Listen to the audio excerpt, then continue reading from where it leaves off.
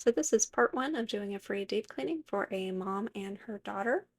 So if you don't remember me, I spent last summer cleaning my grandfather's house while he was away fishing. I did a lot of the walls that had smoke on them with the really satisfying wall drips. So I started doing some free deep cleaning since then, and this is a gal who was sent my information by her friend, letting her know that I might be able to help her get a bit of a fresh start. So this lady has an illness that came on pretty suddenly, and it only took a couple of years for her to go from fully mobile and active to full-time in an electric wheelchair. Her apartment is quite small and it has some really narrow spaces, such as the kitchen. So unfortunately, she's had to kind of start to rely on her daughter to go into certain places, one of which is the kitchen. Her wheelchair can't get in and it can't maneuver. It's really difficult to get in with the wheelchair.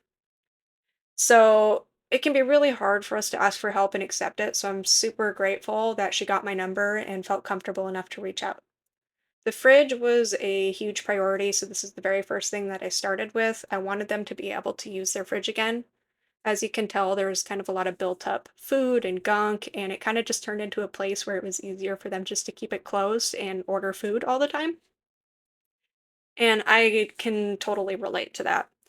So I spent the first day working on getting this fridge scrubbed out. I'm not super quick or anything, but I like to think that I'm pretty detailed with my cleans. And by the end of it, the fridge was nice and sparkly. Unfortunately we had to throw out most of the food, but don't worry, I worked with a local group and we got both her fridge and her freezer restocked the same day, so they didn't have to go any days without groceries. And as you can see, the before and after, they were able to enjoy a nice clean fridge. We got all the meds put back in there and just a nice place. So next up, I'm going to start the rest of the kitchen. Originally, I had just gone in to do her kitchen and bathroom, but she ended up asking me if I'd be willing to also do her and her daughter's bedrooms, as they've kind of gotten a little bit out of control. And of course, I said yes. So I'm super excited for this project. It's not a huge project and it's not crazy dirty or anything, but it's really nice to be able to help somebody out who could just use a little bit of assistance with time.